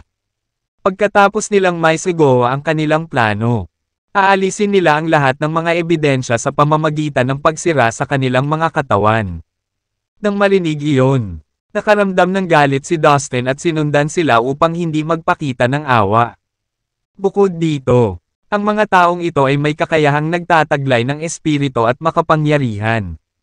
Kung sila ay patuloy na umiral, mas maraming tao ang nasa panganib at maaaring tuluyang mapatay ng mga ito. Matapos patayin ni Dustin ang lalaki, Lumipat siya patungo sa templo ng malalim sa liblib na lugar ng bundok. Ilang segundo lang ay nakarating na si Dustin sa harap ng templo. Tila ang templo ay naroon na sa loob ng maraming taon. Ang mga pintura sa mga dingding nito ay lubusang sira na kaya walang nakakaalam ng orihinal na kulay nito. Sa kabila nito, ang templo ay pinananatiling malinis. Ang threshold ay natatak ng maayos. At tila maraming tao ang madalas na bumibisita sa lugar. Biglang tumayo si Dustin nang maramdaman niyang may espiritual na pakiramdam na nagmumula sa templo, ang nakatutok sa kanya. Bukod dito, ito ay isang makapangyarihan. May kakaiba sa templong ito. Nagulat si Dustin at the same time ay kinilig. Ang daigdig ay malapit nang matapos ang panahon ng paglilinang. At mahirap para sa mga nabubuhay na nilalang na linangin ang kanilang sarili. Gayunpaman, sa loob ng templo ay may isang taong nagtataglay ng malakas na espiritual na pakiramdam. Alam kaagad ni Dustin na may kakaibang nangyayari. Tingnan natin kung paano mo tretuhin ang iyong mga bisita. Umakbang si Dustin at naglakad patungo sa gate ng templo. Bigla siyang nakaramdam ng malamig na hangin at narinig niya ang kakaibang boses na nagmula sa templo. Kung naranasan iyon ng mga ordinaryong tao, ito ay lubhang nakakatakot para sa kanila lalo na kapag sila ay nag-iisa sa isang tigang na kaparangan. Bumukas ang tarangkahan. At ang mga matutulis na kuko na halos 3 metro ang haba ay nag-unat at pilit na kinakamot ang ulo ni Dustin. Nang hindi umiiwas, inilahad ni Dustin ang kanyang kamay at hinawakan ang mga kuko. Pilit niyang kinaladkad palabas ang isang malaking katawan palabas ng templo. Nang tingnang mabuti ni Dustin, isa pala itong malaking kwago. Ang kwago ay kasing laki ng isang lamaking kalabaw. At ito ay may mukha ng tao. Tinitigan nito si Dustin gamit ang mabangis nitong mga mata. Gamit ang isang alo ng kamay ni Dustin. Pinalipad ang kwago. At tumama ito sa masukal na kagubatan mga ilang daang metro ang layo. Pagkatapos ay nagpatuloy si Dustin sa paghakbang papasok sa templo. How dare you? Isang malakas at malamig na boses ang umalangaw-ngaw. Tagulat ni Dustin. Nagsimulang lumiwanag ang buong templo. Napakaliwanag nito na halos mabulag. Pagkatapos, isang madilim na pulang ilaw ang nagsimulang tumakip sa kalangitan. Ang buong bulubundukin ay mukhang kakilakilabot na parang may lalabas na masasamang nilalang anumang oras. Ang mga alo ng demonyong fog ay tumaas at kumalat sa buong lugar. Hindi nagtagal. Napansin ni Dustin ang isang sinaunang misteryosong hanay na umuusbong mula sa kawalan at nagsimulang bumalot sa templo. Ano ang ganitong uri ng array? Nagulat si Dustin nang makita ang array. Katutubo siyang umatras ng ilang metro pabalik nang maramdaman niya ang malakas na aura na nagmumula rito. Paano magkakaroon ng ganito kalakas na hanay dito? Kahit na hindi humina ang lakas ko. Hindi ako sigurado kung makapasok ako sa templong ito ng ganoon kadali. Napatulala si Dustin. Ano yan? Parang may plaque sa gate ng templo. May ilang salita ang nakasulat dito. Ngunit hindi ko ito mabasa ng malinaw. Medyo na-curious si Dustin. Gayunpaman, medyo malabo dahil sa pulang ilaw at hamog. Mahirap basahin ng nakahubad lang ang mga mata. Ginamit ni Dustin ang Eye of the Ghost Dumb Ancestor sa pagitan ng kanyang mga kilay at binasa ang mga salitang nakasulat sa plaque. Ang templo ni Elliot. Ito ang 4 na salita na nakaukit dito. Elliot. Si The Elliot ba? Laking gulat ni Dustin nang sa wakas ay nabasa niya ito. Hindi siya estranghero sa sinaunang pangalang ito. Si Dustin ay nagtapos sa universidad at alam ang maraming misteryosong kwento at alamat ng kanyang tinubuang lupa. Sinasabi na noong sinaunang panahon. Kapwa kilala sina Elliot at Hyder bilang mga dakilang pinuno ng kanilang sariling tribo. Ngunit saan man mayroong mga tao, kasakiman sa kapangyarihan ang sumunod. Sa kalaunan ay tumayo sila laban sa isa't isa at sumiklab ang digmaan. Ang dalawang panig ay nakipaglaban sa isang napakalaking labanan sa malawak na lupain. Ito ang una at pinakatanyag na labanan sa mga sinaunang alamat. Sa labanang ito, gumamit ang magkabilang panig ng maraming mahiwagang sandata at ipinadala ang lahat ng kanilang mga sundalo at general. Marami ring mga Diyos ang dumating upang sumali sa kanilang labanan. Sa huli, Natalo ni Hyder si Elliot at pinatay siya ng sarili niyang mga kamay. Ang malagim na labanan ang nagpatanyag kay Hyder sa buong mundo. Ito ay kung paano niya natamo ang titulong Emperador Hyder, na nagsasaad na siya ang naglalayong mamuno sa mundo. Simula noon, si Emperor Hyder ay umakyat sa trono at pinag-isa ang mundo. Tungkol naman kay Elliot at sa kanyang mga nasasakupan, lahat sila ay pinatay, kasama ang kanilang mga tribo. Gayunpaman, kahit na si Elliot ay natalo sa labanan, ang kanyang mga kwento ay umiikot sa mga tao. Sa loob ng libo-libong taon, itinuring siya ng ilan bilang isang bayani na minsan ay nakipaglaban sa makapangyarihang Emperador Hyder.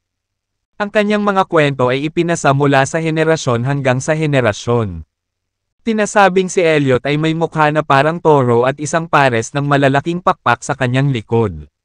Mayroon din siyang 3 ulo at 6 na braso.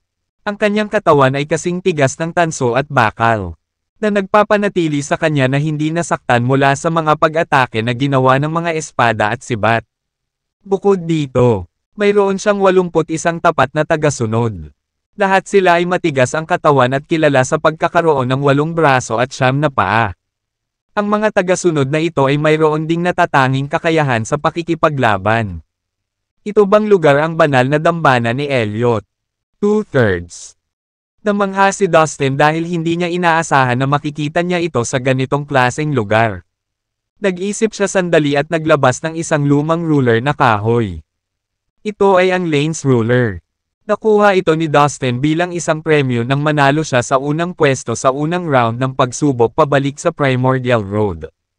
Ang pinakakahanga-hangang gawa ng Lane's Ruler ay na ito ay magagamit upang lupigin ang lahat ng uri ng array. Kabilang ang mga pinaka-komplikado at pinaka-mapanganib. Halos lahat ng mga array ay magiging walang silbi sa harap nito. Well, I guess I can try using the Lane's Ruler and see if it can break this one. Sabi ni Dustin sa tonong umaasa. Hinawakan ni Dustin ang ruler sa kanyang kamay at naglakad patungo sa templo. Dahil nakuha na niya ang ruler, hindi siya nagkaroon ng pagkakataon na gamitin ito laban sa malalakas na array. Ito ang perpektong pagkakataon para magamit ito. Bush! Narating muli ni Dustin ang templo sa isang segundo. Boom! Ang templo ay sumambulat ng mas nakasisilaw na mga demonyong ilaw habang ang hanay ay naglalabas ng nakakatakot na enerhiya na nakadirekta sa Dustin. Siya ay namangha na ang isang array na tulad nito ay umiral sa isang atresadong planeta. Tinansya ni Dustin na kahit isang gintong immortal ay hindi makakayanan ang ganitong uri ng array. Gayunpaman, nakapangyarihan ng Lane's Ruler sa kanyang kamay. Maaaring nagkaroon siya ng malaking pagkakataon na mapagtagumpayan ito. Ang mga Earthy Yellow Loron ay inilabas ng matandang pinuno at kumalat sa lahat ng direksyon. Saan man dumaan ang mga Ron, ang espasyo sa kanilang paligid ay magiging baluktot. Habang nasa kamay ang matandang ruler, tinakpin ng dilaw na Ron ang ibabaw ng katawan ni Dustin. Pagkatapos ay dumiretso siya sa hanay na nakalagay sa paligid ng sinaunang templo at dumaan ng walang anumang sakit. Ang Lane's Ruler ay talagang kamangha-mangha. Hindi ako makapaniwalang malalampasan nito ang mga array sa ganitong uri ng antas. Naisip ni Dustin, na nasisiyahan sa pagganap nito. Paano ito nangyari? Isang malakas na boses na puno ng pagkabigla ang nagmula sa loob ng lumang templo. Umakyat si Dustin sa templo at sinipa ang pinto ng walang pag-aalinlangan. Pagkatapos, dahan-dahan siyang pumasok sa nakabukas na pinto. Kung hindi niya inalis ang Lane's Ruler sa oras, baka nasugatan siya ng nakapaligid na hanay. With that, hindi na siya nag-abalang maglaro ng maganda. Who on earth are you? How did you break in? Hindi ka ba natatakot na maparusahan ng ating ninuno? Napakalaking pagkakamali mo dito, brat. Tigaw ng isang matandang nasa 50 anyos na si Dustin na may mabagsik na mukha. Nakasuot siya ng mahabang damit na may nakikitang pattern ng 8 diagram sa ibabaw nito. Pumakbang siya patungo sa entrance at huminto ilang di pa ang layo kay Dustin. Isang grupo ng mga kabataang lalaki na may nakamamatay na ekspresyon sa kanilang mga mukha ang sumunod sa matanda at nanatili sa likuran niya. Nagkalat sila at gumawa ng linya para pigilan si Dustin sa pagpasok pa. Pinakawalan ni Dustin ang kanyang espiritual na pakiramdam at nalaman na silang lahat ay mga mortal. Kaya naman, hindi man lang siya nag-abalang sumulyap sa kanila. Sa isip niya, alam niyang hindi siya kayang gawin ng mga taong ito na masama. Tumingin-tingin si Dustin sa paligid at nakalkula na ang templo ay nasa loob ng halos 40 metro kwadrado. Hindi ito gaanong malaking templo kumpara sa nasa isip niya. Bukod dito, nakita niyang may 3 bulwagan sa loob nito. Isang matangkad na estatwa na inilagay sa isang mesa sa pangunahing bulwagan ang nakakuha ng kanyang pansin, isang mukhang nakakatakot na Diyos na may 3 ulo at 6 na braso na may mga pakpak. Yun ba, Elliot? Sa unang tingin, nakilala na ni Dustin ang mukhang mabangis na bathala. Sa katunayan, kakaunti lamang ang mga templo sa Brilliant Kingdom na nakatuon sa pagsamba kay Elliot dahil sa kanyang nakakatakot na hitsura. Ilan lamang sa mga minoryang grupo na sinasabing mga supling ni Elliot ang nagtayo ng mga templo para sambahin siya. Ang mga taong ito ay kadalasang nakatira sa timog kanlurang bahagi ng Brilliant Kingdom. Hindi makapaniwala si Dustin na tatakbo siya sa isa sa mga templong ito sa ilang. At ang estatwa ni Elliot ay naroon sa gitna ng bulwagan. Sa magkabilang gilid ng rebulto ay nakatayo ang maraming estatwa ng iba pang mga bathala. Bawat isa sa kanila ay may masamang anyo na natural na nakakatakot sa mga tao. Ang mga Diyos na ito ay may 8 braso, 9 na daliri ng paa, at may mga katawan na gawa sa tanso. Mula sa malayo, malamig na kumikinang ang mga estatwa na ito. Sa tulong ng kanyang espiritual na kahulugan, nakita ni Dustin na mayroong 82 estatwa sa loob ng templo. Tila, bilang karagdagan kay Elliot, ang lahat ng iba pang mga estatwa ay ang kanyang mga tapat na tagasunod. Tinasabi ng mga alingawngaw na minsang pinangunahan ni Elliot ang 81 miyembro ng kanyang tribo upang labanan si Emperor Hyder. Ngunit malungkot na natalo sa huli. Namatay siya sa mga kamay ni Emperor Hyder. At lahat ng kanyang mga tauhan ay pinatay o nawala na lang sa hangin. Guro, ang taong ito ay nakalusot sa templo sa oras na ito. Walang duda na siya ay isang magnanakaw. Sa palagay ko ay, hindi natin dapat pag-aksayahan ng oras ang pakikipag-usap sa kanya. Dapat natin siyang puntahan at bugbugin muna siya. Isa sa mga binata, mungkahi ng mga lalaki sa matanda habang tinitingnan si Dustin mula ulo hanggang paa. Tama siya. Sa nakalipas na 6 na buwan, naging sikat na talaga ang ating templo. Parami ng parami ang mga taong nagsisimulang pumunta rito. Baka narinig ito ng brat na ito at nagpas siyang pumasok. Para magnakaw ng mahahalagang bagay. Dapat natin siyang bugbugin. Muna bago natin siya ipadala sa police station. Sumunod ang isa pang binata. Habang nakatitig kay Dustin na may pagmamaliit na mga mata. Nang hindi na hinintay ang desisyon ng matanda. Umigit kumulang 5 lalaki ang humakbang at sabay-sabay na inatake si Dustin sa pagtatangkang hulihin siya. Gayunpaman, nang hawakan nila ang katawan ni Dustin, isang malakas na puwersa ang lumabas at hinaipan sila. Mag-ingat ka, marunong sa martial arts ang lalaking ta. Babala ng matanda sa kanyang mga estudyante dahil nabigla siya sa ipinakitang lakas ni Dustin. Binata, saang sekta o martial arts family ka ba galing? Bakit ka pumunta at ginulo ang templo natin sa kalaliman ng gabi? Ano ang gusto mo? Tanong ng matanda kay Dustin sa magalang na tono. So, ikaw ba ang amo ni Ford? Diretsong tanong ni Dustin habang diretsong nakatingin sa mga mata ng matanda. Pakiulit, nagulat at medyo nataranta ang matanda. Guro, ang kausap niya yata ay tungkol sa bagong dating na iyon. Paalala ng isang binata sa tabi ng matanda. Tama, Ford. Kinuha ko siya bilang aking estudyante mga 3 buwan na ang nakakaraan. Sagot ng matanda. Bakit mo siya babanggitin? Kilala mo ba siya? Patuloy ng matanda. Ang iyong estudyante ay isang masamang tao. Sa tingin ko ay hindi ka mabuting tao. Nakangiting sagot ni Dustin habang nilagay ang mga kamay sa likod. Shut up.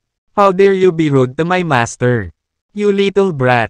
In case you don't know. People even on the far side of the Peace County know my master.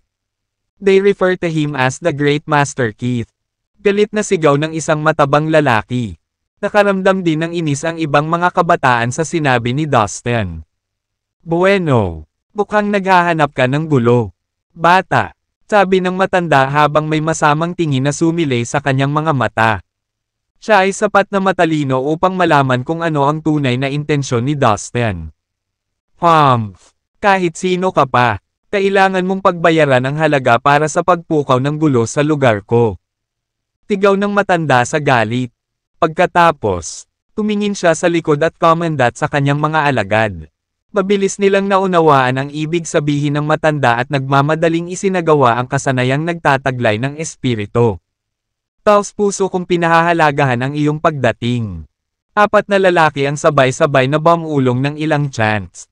Nang matapos silang kumanta, napansin ni Dustin na ilang estatwa ang nagsimulang lumiwanag. Sa isang iglap, ang templo ay napuno ng madilim na pulang ilaw at fog na gawa sa masamang aura na kumalat. Napagtanto ni Dustin na ang mga pulang usok ay lumitaw mula sa kumikinang na mga estatwa at pumasok sa katawan ng mga binata. Tama pala ako. Ang evil energy na nakukuha nila gamit ang spirit-possessing skill ay nakatago sa loob ng mga statue na ito. Pagtatapos ni Dustin, naramdaman ni Dustin ang napakatinding evil energy na umaaligid sa mga kumikinang na estatwa habang inilalabas niya ang kanyang espiritual na pakiramdam. Sa sandaling iyon, sabay-sabay na itinaas ng 4 na binata ang kanilang mga ulo na mumula ang kanilang mga mata habang matiim na nakatitig kay Dustin. Napatapak sila sa lupa at sabay na mabilis na sinunggaban si Dustin. Nang mabilis silang makalapit ay pinaghahampas ng kanang kamay ni Dustin ang ulo nila. Habang sila ay natamon, ang mga binata ay namatay sa lugar habang ang kanilang mga ulo ay nabasag. Hindi nag-abala si Dustin na iligtas ang kanilang mga buhay dahil naramdaman niya na ang isang masamang espiritual na marka ng kaluluwa ay naitanim na sa loob nila. Kapag ginamit nila ang kakayahang nagtataglay ng espiritu, ang markang espiritual na kaluluwa ay naisaaktibo at nakipag-ugnayan sa 82 estatwa. Ang masamang enerhiya sa loob ng mga estatwa ay pumasok sa loob ng kanilang mga katawan. Ganito gumana ang spirit-possessing skill. Ang mas nakakagulat ay, nalaman ni Dustin na ang masamang espiritual na marka ng kaluluwa ay nag-ugat na sa kanilang mga espiritual na kaluluwa. Kaya hindi na ito mabubure. Nangangahulugan ito na kung hahayaan niya silang mabuhay, unti-unti silang magiging masama at kalaunan ay makakasakit ng mas maraming tao. How dare you give a hand on my men? Sabay-sabay nating isagawa ang spirit-possessing skill at ilabas ang brat na ito. Galit na sigaw ng matanda. Siya at ang iba pang mga kabataang lalaki ay nagsimulang isagawa ang kasanayang nagtataglay ng espiritu. Pagkatapos, tumakbo ang matanda at lumuhad sa harap ng rebulto ni Elliot. Makapangyarihang Elliot, mangyaring pahiram sa akin ang iyong lakas upang talunin ang taong ito na nang ahas na dungisan ang iyong templo at ang iyong mga alagad. Tigaw niya habang nakayuko sa rebulto. Pagkaraan ng ilang segundo, nagsimulang manginig ng husto ang estatwa ni Elliot at nagbuga ng mga gintong ilaw. Seryoso, ang matandang ito ay maaaring magpahiwatig ng lakas ni Elliot. Laking gulat ni Dustin na may nabuong kunot sa kanyang noo. Pagkatapos ng lahat, tinabi ng mga alamat na si Elliot ay napakalakas. Maging si Emperor Hyder ay mataas ang tingin sa kanya at tinukoy siya bilang Diyos ng digmaan.